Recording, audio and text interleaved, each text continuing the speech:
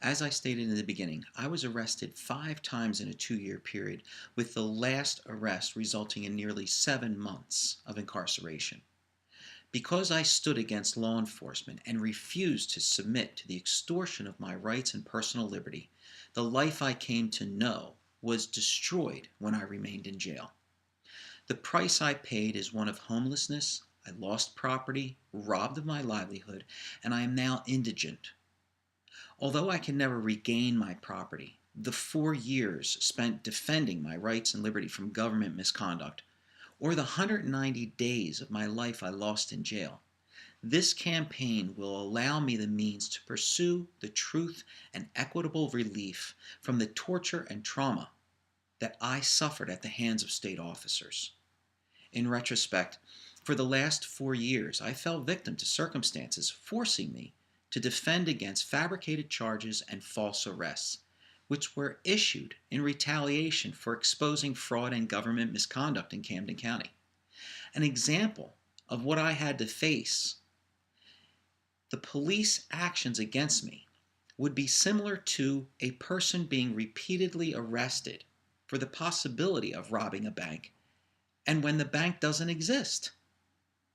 Although all charges against me were rightfully dismissed, and I was never convicted or found liable for any offense, I refused to walk away from the gross abuse inflicted upon me by the Camden County Prosecutors.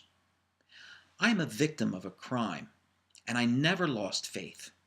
So I exercised my right to expression, and I publicly exposed the corruption and injustices inflicted upon me by state officers. Displeased with the content of my postings, Camden prosecutors devised a plan to shut down my online accounts and punish me in violation of the First Amendment.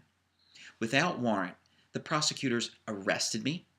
They searched my residence, seized my personal property, and destroyed and tampered with evidence. And then they incarcerated me by forging an arrest warrant.